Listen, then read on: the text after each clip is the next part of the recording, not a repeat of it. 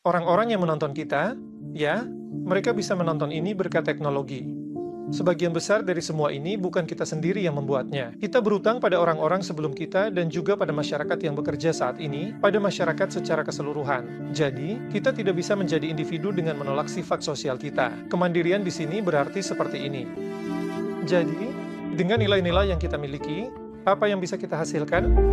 Kita sering mencoba membuat pernyataan seperti, inilah hal yang tidak pernah berubah dalam sebuah tradisi. Sebagian besar dari pernyataan ini sebenarnya adalah pendekatan yang terlalu menyederhanakan. Jika yang ingin kita lindungi adalah sesuatu yang lebih hidup, maka sebenarnya yang harus dijaga adalah agar perubahan dan transformasi itu terus berlangsung secara konsisten. Artinya, harus mampu beradaptasi. Jadi, masa lalu pun sebenarnya adalah soal penafsiran. Sebagian besar hal yang kita sebut sebagai tradisi, atau yang ingin kita lestarikan secara tradisional, sebenarnya berkaitan dengan bagaimana masa lalu dikonstruksi dan diceritakan hari ini. Salam dari Istanbul Okulu. Hari ini bahas kepercayaan nilai dunia modern.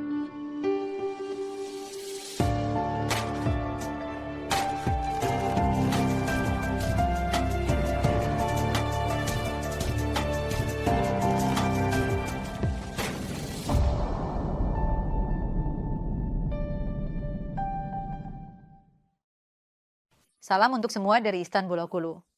Pemirsa yang terhormat, hari ini kita akan membahas tentang kepercayaan dan nilai-nilai kita di dunia modern. Kepercayaan. Tamu kita hari ini adalah Dr. Yasin Ramazan.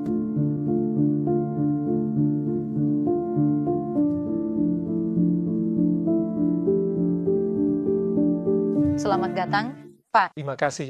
Apa kabar? Saya baik. Anda? Terima kasih banyak. Kami juga baik, Pak. Pak, kita hidup di dunia modern. Kita berada di era individualisme, era kecepatan. Bagaimana semua ini memengaruhi dan menempatkan kepercayaan serta nilai-nilai kita? Menurut Anda? Tentu saja, ini adalah pertanyaan yang bisa dijawab dari banyak sudut. Karena ketika kita berbicara tentang era modern, kita harus menjawabnya dengan memikirkan 300 tahun terakhir. Jadi, membicarakan hanya satu hal yang bisa kita katakan, ini memengaruhi dengan cara ini dan menghasilkan hasil seperti itu, akan terlalu menyederhanakan. Namun, jika kita melihat dari sudut analisis, ada persepsi dan narasi bahwa era modern secara umum adalah era pembebasan dari kepercayaan-kepercayaan. Bahkan, ketika hal ini dibuat menjadi sistematis, kita melihat pengaruh sejumlah ideologi atau pendekatan seperti positivisme, baik di bidang ilmu pengetahuan maupun politik. Apa artinya ini? Sebuah era tanpa kepercayaan. Artinya, orang-orang yang selama ini hidup dengan kepercayaan, kemudian beralih ke pengetahuan. Sekarang kita berada di era pengetahuan dan semacamnya. Tentu saja, narasi ini masih ada lanjutannya. Jadi, ini semacam narasi tentang perkembangan evolusioner umat manusia. Artinya, pada masa-masa yang sangat primitif, manusia hidup dengan sihir atau mitos, lalu kemudian agama-agama teistik muncul sebagai versi yang lebih maju dari itu. Lalu berkembanglah kepercayaan kepada Tuhan yang satu, kepercayaan pada satu alam semesta, dan pemahaman tentang alam juga ikut berkembang, dan sebagainya. Setelah itu, ketika umat manusia semakin berkembang, mereka menemukan ilmu pengetahuan, dan perlahan-lahan kepercayaan agama mulai keluar dari kemampuan kognitif manusia, lalu kepercayaan pada pengetahuan mulai menggantikan kepercayaan agama. Begitulah narasinya. Narasi ini sendiri juga muncul sebagai sebuah masalah di hadapan kita. Karena sebenarnya, pertama-tama kita melihat bahwa pendekatan terhadap pengetahuan itu sendiri bermasalah. Jadi, bukan pada kepercayaan, tapi karena pendekatan terhadap pengetahuan yang bermasalah, kepercayaan pun akhirnya menjadi bermasalah. Apa kesalahan di sini? Dipikirkan bahwa pengetahuan adalah kategori yang terpisah dari kepercayaan. Jadi, ada yang namanya kepercayaan. Ini adalah sejumlah pemikiran yang belum sepenuhnya menjadi pengetahuan. Lalu ada juga pemikiran yang sudah menjadi pengetahuan. Dipikirkan bahwa hal-hal ini terbentuk melalui bukti, dalil, persetujuan, atau penolakan, dan semacamnya. Sebenarnya, ini memberitahu kita hal berikut. Berdasarkan perbedaan ini, semua pertentangan seperti kepercayaan dan pengetahuan, atau kepercayaan dan kehidupan, kepercayaan dan sains, yang dikembangkan dari perbedaan tersebut, semuanya membentuk dikotomi yang salah, menciptakan dilema yang keliru. Di dalam pengetahuan, selalu ada unsur kepercayaan. Secara epistemik, memang begitu. Pertama-tama, Anda mempercayai sesuatu. Tentu saja, yang saya maksud dengan prioritas di sini bukanlah prioritas secara waktu. Jadi, semua hal yang kita anggap sebagai pengetahuan sebenarnya adalah sebuah kepercayaan. Namun, beberapa kepercayaan lebih kuat daripada yang lain. Dan kekuatan itu kadang kita ukur melalui berbagai mekanisme sosial, kadang juga kita ukur sendiri secara langsung. Misalnya, saat ini kita punya kepercayaan tentang suhu ruangan ini. Dari mana kita mendapatkan kepercayaan ini? Jadi, ada sesuatu yang kita sebut Celsius. Ada satuan pengukuran. Berdasarkan satuan itu, kita melihat suhu yang kita anggap benar dan kita menyebutnya pengetahuan. Pada saat yang sama, misalnya, kita punya alat untuk mengukur suhu ruangan. Kita punya termometer. Kita juga percaya bahwa termometer itu berfungsi dengan baik. Jadi sebenarnya, dalam segala hal yang kita sebut pengetahuan, kita berada di dalam suatu jaringan kepercayaan. Sebagian dari kepercayaan ini lebih mendukung yang lain, dan sebagian dukungan ini direncanakan secara sosial. Sebagian lagi berasal dari diri kita sendiri. Misalnya, katakanlah tadi malam kamu bermimpi. Kamu juga harus mempercayainya. Tapi di luar dirimu, tidak ada yang bisa membantah atau membenarkannya. Sekarang, apakah mimpi yang kamu lihat itu tidak nyata misalnya? Tentu saja itu juga sebuah pengetahuan, tapi pengetahuan yang khusus untukmu. Sekarang, jika kita memikirkan semua ini, sebenarnya dalam apa yang kita sebut pengetahuan itu ada unsur kepercayaan dan apa yang kita sebut era informasi, yaitu hal yang kita anggap sebagai ekspresi modernitas yang lebih kuat, itu sendiri juga merupakan kumpulan kepercayaan. Dan dalam arti ini, zaman modern adalah zaman kepercayaan. Tapi bisa dibilang kepercayaan-kepercayaan itu telah berubah dibandingkan masa lalu. Jadi, ini bukanlah zaman tanpa kepercayaan, melainkan ada perubahan tentang apa yang diyakini. Dan disinilah kita melihat perbedaan utamanya. Artinya, kepercayaan tampak lebih mendasar dan mencakup segalanya. Jadi, di dasar pengetahuan harus ada sebuah kepercayaan, agar kita bisa menyebut sesuatu sebagai pengetahuan. Mungkin di sini juga perlu saya sampaikan, Pak. Jadi, kita melihat bahwa kepercayaan kita lebih mendasar dibandingkan dengan perubahan dalam pengetahuan atau sains. Kita mungkin berpikir bahwa sains dan pengetahuan itu lebih tegas dan jelas, lebih konkret dan tidak berubah, berbeda dengan kepercayaan, Pak. Jadi, perbedaan di sini mungkin juga bisa menunjukkan bahwa sains pun memiliki kesamaan dengan kepercayaan. Bagaimana menurut Anda? Sebenarnya, keduanya ada. Misalnya, ada orang yang berpikir bahwa kepercayaan jauh lebih tetap dan tidak berubah. Ada juga yang menganggap pengetahuan itu tidak berubah. Tapi secara teknis, pengetahuan ilmiah itu sebenarnya tidak berusaha menghasilkan sesuatu yang tidak berubah. Dalam hal ini, kita bisa melihat betapa dinamisnya kepercayaan di sana. Jadi, misalnya, apa yang kita sebut sebagai pemikiran hipotesis sebenarnya juga merupakan soal kepercayaan.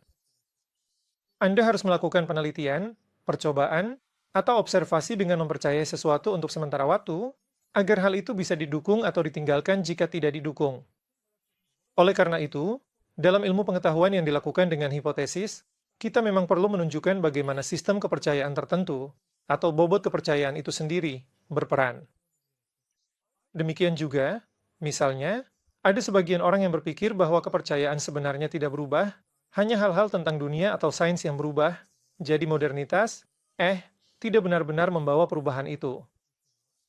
Sebenarnya itu juga tidak benar. Kepercayaan juga bisa berubah. Artinya, kepercayaan seseorang sendiri pun bisa berubah. Maksud saya begini, kalau sesuatu yang kamu percayai saat usia 6 tahun masih kamu percayai di usia 40, atau sesuatu yang kamu percayai di usia 40 masih kamu percayai di usia 60, itu sebenarnya masalah besar. Jadi, di sini, terkait dengan diri seseorang, mungkin kepercayaan itu memang tidak terlalu penting.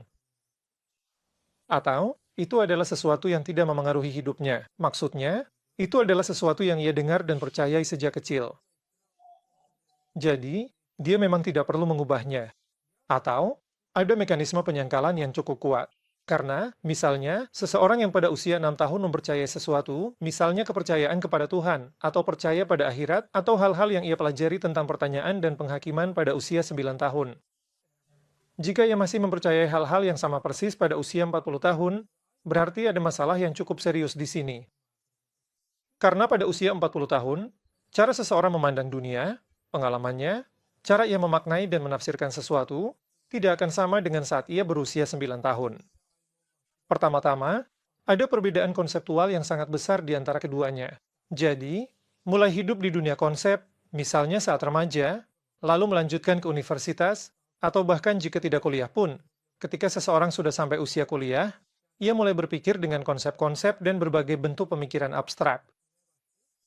Setelah pemikiran abstrak itu muncul, jika seseorang masih percaya seperti saat ia berusia 9 atau 10 tahun, maka, ya, bisa jadi kepercayaan itu sebenarnya tidak terlalu penting baginya, atau dia sedang menyangkal masalah-masalah yang ada dalam kepercayaannya. Kita sudah membuat semacam definisi tentang kepercayaan dan pengetahuan, tapi kita juga punya nilai-nilai tradisional, Pak. Jadi, apakah mungkin untuk menyeimbangkan antara nilai-nilai tradisional ini dengan hal-hal yang dibawa oleh dunia modern? Atau, bagaimana cara menyeimbangkannya? Sekarang, istilah nilai-nilai tradisional kadang bisa membuat kita salah paham tentang beberapa hal. Dalam arti seperti ini. Sebenarnya kalau kita lihat, masa lalu itu sudah terjadi dan selesai. Kita hidup di masa sekarang karena hari ini juga merupakan hasil dari apa yang datang dari masa lalu. Dan dengan apa yang kita lakukan hari ini, sepertinya kita bisa memprediksi masa depan. Meskipun ini adalah pemikiran yang nyaman, sebenarnya itu pemikiran yang salah. Karena masa lalu pun sebenarnya adalah soal prediksi. Jadi, siapapun yang menonton program ini sekarang, coba saja membicarakan suatu hal yang terjadi 10 tahun lalu dengan seorang teman dekatnya. Maksud saya katakan ini sebagai sebuah eksperimen. Lihatlah betapa berbedanya hal-hal yang mereka ingat, betapa berbedanya mereka menceritakan hal yang sama. Ini bisa saja sesuatu yang bersifat pribadi di antara mereka. Atau bisa juga sesuatu yang terjadi di negara kita, atau sesuatu yang sedang hangat dibicarakan. Coba saja mereka bicarakan, lihat apa yang akan muncul. Jadi, pada akhirnya masa lalu pun sebenarnya adalah soal prediksi. Sebagian besar hal yang kita sebut tradisi, yang ingin kita jaga secara tradisional, juga berkaitan dengan bagaimana masa lalu dikonstruksi dan bagaimana diceritakan hari ini. Dan coba bayangkan, betapa berubah-ubahnya suatu peristiwa 10 tahun yang lalu. Nah, anggap saja itu sebagai sebuah faktor pengali. Kalikan itu menjadi 100 tahun. Jadikanlah 300, 500 tahun. Saat itulah kita bisa melihat seberapa banyak hal-hal yang kita sebut tradisi itu telah berubah dan bertransformasi. Misalnya, saya beri contoh yang sangat konkret.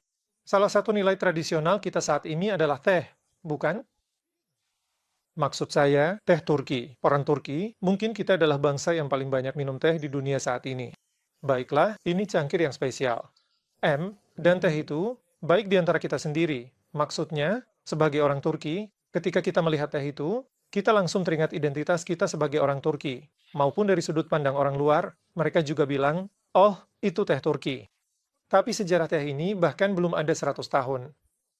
Jadi, kebiasaan minum teh dan menjadi bagian dari budaya kita itu bukan sesuatu yang sudah kita lakukan selama berabad-abad.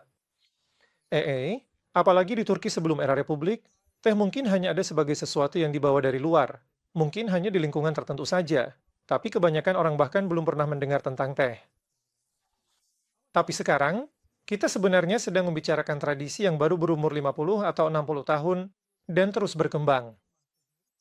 Dan kalau ditanya apa minuman nasional kita, semua orang pasti akan menjawab teh. Ya, Bagaimana perubahan ini bisa terjadi? Begini ceritanya. Pertama, muncul sebuah persepsi. Setelah muncul persepsi bahwa ini adalah minuman tradisional kita, wah, kita semua mulai menjaga tradisi kita dengan bangga. Inilah yang disebut konstruksi, dan ini bisa dijadikan bukti bahwa masa lalu juga hanyalah sebuah dugaan, seperti yang saya sebutkan tadi.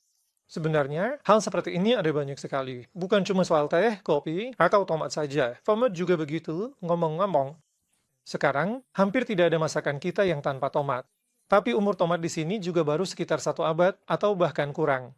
Maksud saya, kamu paham kan maksud saya? Hal seperti ini juga ada di banyak pemikiran yang kita anggap tradisional. Mulai dari cara kita berpakaian sampai cara kita berbicara, bagaimana kita memandang sesuatu, bagaimana kita menilai sesuatu. Yang sering disalahpahami di sini adalah anggapan bahwa masa lalu harus dilestarikan, dan ini sebenarnya adalah pemahaman yang modern. Jadi, kalau yang kita sebut masa lalu itu masih hidup sampai hari ini, maka ia harus terus berubah. Kalau sudah mati, barulah dilestarikan. Misalnya, kamu menemukan sebuah teater kuno. Kamu akan berusaha sebisa mungkin untuk melestarikannya. Karena kamu berpikir bahwa tidak banyak yang tersisa dari teater itu sampai hari ini. Sebenarnya di sana juga masih ada, tapi ya sudahlah, itu bukan topik kita sekarang. Jadi, pada dasarnya, hal yang kamu lestarikan itu sebenarnya sudah agak mati. Tapi kalau nilai-nilai tradisional yang kamu maksud itu masih hidup sampai hari ini, maka ia harus terus berubah. Ya, Perubahan itu terjadi sedikit demi sedikit. Kamu mungkin tidak menyadarinya saat ini. Kalau kamu bilang, saya hidup sesuai tradisi ini dan menjadi bagian darinya, maka kamu menghidupkan tradisi itu.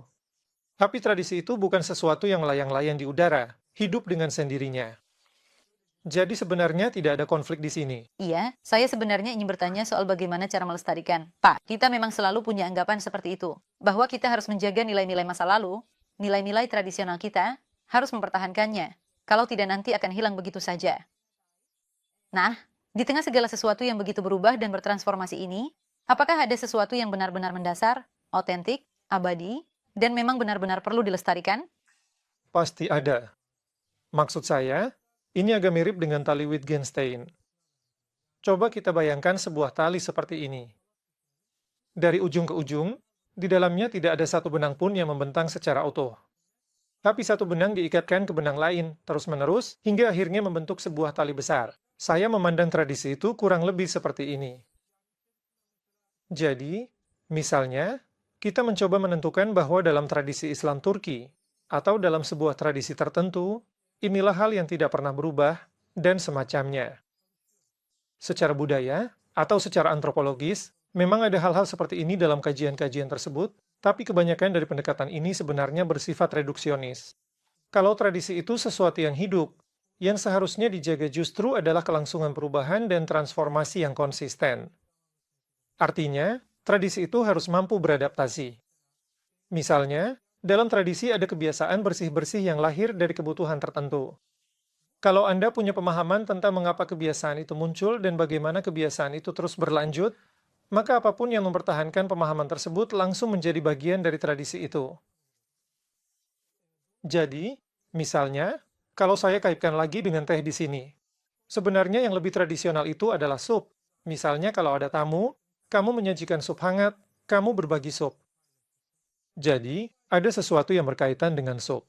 Mungkin di situ, unsur kehangatan, berbagi, dan menghangatkan diri itu sekarang diteruskan lewat teh. Lebih mudah, dan kamu bisa minum lebih banyak. Karena ada sedikit kafein, itu juga membuat ketagihan. Jadi, kita bisa melihat bahwa transformasi itu terjadi dengan sangat sukses. Sebenarnya, hal ini juga terjadi di banyak aspek lain, seperti pada pakaian, nilai-nilai kita, dan juga dalam cara kita menilai satu sama lain. Tapi tentu saja, ada juga pemutusan-pemutusan. Artinya, di suatu titik, sesuatu yang tradisional tidak bisa lagi bertahan. Itu tidak bisa diciptakan kembali, tidak bisa dibentuk ulang, dan pada akhirnya harus perlahan-lahan ditinggalkan. Kita juga harus menerima hal ini. Karena, seperti yang saya sebutkan tadi, tradisi yang kita maksud itu bukanlah sesuatu yang melayang di udara, terlepas dari manusia, dan memengaruhi kita dari kejauhan secara ilahi. Kita berusaha memahaminya. Dan dalam hal ini, sebenarnya dalam kerangka tertutup yang diasumsikan oleh modernitas, yaitu definisi-definisi yang jelas batasnya dan bersifat tetap, kita tidak bisa menemukan hal seperti itu dalam tradisi manapun, bukan hanya dalam tradisi kita. Justru karena upaya-upaya seperti ini ada atau tidak ada, maka postmodernisme pun muncul. Jadi, hampir tidak ada satupun hal yang Anda tetapkan sebagai batasan benar-benar terikat pada batas itu. Semuanya melampaui batas tersebut. Oleh karena itu, sebenarnya seolah-olah tidak ada batasan. Tapi ini juga agak keliru. Ya, saya agak menangkapnya seperti ini. Pak, jadi, menawarkan suku pada seseorang yang asing atau bahkan yang kita kenal, itu seperti menunjukkan kehangatan dan keramahan kita di situ. Lama-kelamaan, ini berubah menjadi teh. Mungkin nanti di masa depan akan berubah menjadi sesuatu yang lain. Tapi hal yang mendasar di situ, karena saya selalu mencari dasarnya, hal yang mendasar itu adalah membangun kedekatan dengan seseorang dalam konteks kemanusiaan, menawarkan sesuatu, memperkuat ikatan itu. Hal ini bisa berubah, berkembang, atau bertransformasi menjadi sesuatu yang lain seiring waktu. Tapi mungkin yang harus kita jaga adalah hubungan antar manusia di situ. Kedekatan dengan manusia adalah ikatan emosional. Ya, maksudnya ini misalnya menunjukkan bahwa persepsi kita tentang kemanusiaan masih berlanjut. Siapapun itu, kamu tetap akan menawarkan segelas teh kepada tamu yang datang. Misalnya, katakanlah kamu punya lawan, ada perdebatan. Kalau kalian duduk dan menawarkan segelas teh, suasana akan jadi lebih hangat, sedikit mencair. Kalian mulai melihat satu sama lain sebagai manusia. Ini hal yang penting, maksudnya kalau ini bisa terus berlanjut. Tapi inilah yang kita pahami dari modernitas. Sementara yang kita sebut individualisme justru menunjukkan kebalikannya. Kan? Jadi, sepenuhnya memikirkan diri sendiri. Seperti yang sering dikatakan, harga dirimu, utamakan dirimu, memisahkan diri dari orang lain, hanya menonjolkan diri sendiri. Karena hal ini sering dianggap sebagai sesuatu yang terlepas dari nilai-nilai tradisional kita, kadang-kadang juga muncul prasangka terhadap modernitas. Mungkin di sini kita perlu membahas bagaimana cara menjaga keseimbangan. Bagaimana sebaiknya kita membicarakannya? Jadi begini, memang ada beberapa pertanyaan yang manusia benar-benar tidak bisa jawab. Atau lebih tepatnya, ada beberapa pertanyaan yang menurut saya memang tidak ada jawabannya. Salah satunya adalah ketegangan antara individu dan masyarakat, Menurut saya, tidak ada jawaban yang sepenuhnya bisa dikatakan hanya individu atau hanya masyarakat. Banyak orang yang sangat mencari-cari jawaban ini, dari para filsuf, sosiolog, sampai psikolog. Siapapun yang memberikan jawaban pasti tentang hal ini, pasti akan mengabaikan sisi yang lain. Sekarang, bagaimana kita bisa menjawabnya tanpa terjebak pada hal itu? Kita bisa bilang seperti ini. Ya, ada ruang yang harus dijaga untuk sesuatu yang kita sebut sebagai kepribadian, dan ruang ini juga terus berubah. Ruang itu berubah secara dinamis. Beberapa masyarakat memberikan ruang yang lebih sedikit untuk individu. Beberapa masyarakat lain justru mengembangkan budaya atau tradisi yang lebih individualis. Tapi pada akhirnya, baik kehidupan sosial maupun individualitas, keduanya adalah bagian dari realitas kita. Yang penting di sini adalah tidak mencoba mereduksi salah satunya ke yang lain. Misalnya, jika yang kita sebut individualitas itu berarti bertindak melawan masyarakat, melawan kebutuhan kita akan kehidupan sosial. Seperti, kamu yang paling penting, lakukan saja apa yang kamu mau, singkirkan dari hidupmu siapapun yang tidak kamu suka, hapus yang lain. Ketika kita mengatakan hal-hal seperti jangan dipikirkan, lakukan saja apa yang kamu inginkan. Kamu yang terbaik, kamu pantas mendapatkan yang terbaik, maka di situ muncul masalah yang cukup serius. Jadinya, kamu mulai hidup dengan pemahaman individu yang narsistik. Padahal, kalau kita lihat sekarang, misalnya hari ini kita minum air, atau kita sedang berbicara di sini hari ini. Ada begitu banyak perangkat teknologi di sini. Orang-orang yang menonton kita, mereka bisa menonton ini berkat teknologi. Sebagian besar dari semua ini bukan kita sendiri yang membuatnya. Artinya, kita berutang pada orang-orang sebelum kita dan juga pada masyarakat yang bekerja saat ini. Jadi, kita tidak bisa menjadi individu dengan menolak sifat sosial kita. Kemandirian di sini berarti seperti ini. Apa yang kita hasilkan dengan nilai-nilai yang kita miliki? Jadi, di mana posisi kita? Sejauh mana kita bisa dengan berani menampilkan perilaku atau ucapan yang benar-benar berasal dari diri kita sendiri untuk mengekspresikan kepribadian kita? Ini berkaitan dengan hal itu. Kalau tidak, kita benar-benar mulai menjadi beban bagi masyarakat. Budaya narsistik ini berkembang seperti itu. Dan, individu pada akhirnya merasa tidak berutang apapun kepada siapapun. Ia mulai merasa berhak atas segalanya. Jadi, masyarakat berutang padamu, orang tuamu berutang padamu, semua orang selalu berutang padamu dan kamu merasa pantas mendapatkan segalanya, tanpa memberikan apapun kepada masyarakat, keluargamu, lingkunganmu, atau orang-orang yang kamu cintai. Tapi, Anda benar tentang segalanya. Jadi, tipe individu seperti ini mulai muncul. Baik, Pak. Terakhir dalam konteks kepercayaan dan nilai-nilai, bagaimana seharusnya pembangunan atau perlindungan identitas dilakukan? Bagaimana Anda melihat hal ini? Dalam hal identitas, kita sekarang sangat pasif. Kita harus menerima ini terlebih dahulu. Jadi, ketika kita berkata mari kita bangun identitas kita seperti ini, apa yang bisa kita lakukan terkait nilai-nilai kita? Kita membicarakan hal ini, tapi soal identitas sebenarnya lebih merupakan sesuatu yang kita terima dan, dalam banyak hal, kita bersikap pasif terhadapnya. Dan sebagai bagian dari keseluruhan mana seseorang ingin melihat dirinya sendiri. Dan jika memang demikian, maka perlu ada perkembangan perilaku tertentu yang berkaitan dengan hal itu. Kita harus bertindak berdasarkan keyakinan tersebut, dan kita harus memberikan tempat bagi keyakinan itu dalam hidup kita. Jadi, soal identitas, misalnya hari ini secara konkret seperti menjadi warga negara dari suatu negara tertentu, atau menjadi bagian dari ras tertentu, hal-hal seperti itu bisa membentuk semacam kebersamaan yang bersifat imajiner. Namun, seperti yang bisa kita amati saat ini, kenyataan dari hal-hal tersebut membentuk sebuah struktur yang terus-menerus retak. Apakah orang-orang yang benar-benar berasal dari ras tertentu membentuk sebuah identitas? Sebagian besar jawabannya tidak, karena mereka tidak memiliki sistem kepercayaan yang sama. Mereka, ya, mempercayai hal-hal yang sangat berbeda. Jadi, ketika membicarakan soal identitas, hal paling jelas yang bisa saya katakan adalah seseorang akan mengembangkan perilaku dan keyakinan yang berkaitan dengan kelompok mana yang ingin ia menjadi bagiannya. Terima kasih banyak, Pak, atas komentar Anda yang berharga. Kami telah mencoba membuat peta jalan dalam konteks keyakinan dan nilai-nilai. Terima kasih banyak. Saya terima kasih. Pemirsa terhormat, hari ini kita bahas keyakinan dan nilai-nilai di dunia modern. Sampai jumpa di episode berikutnya. Tetap sehat dan bahagia.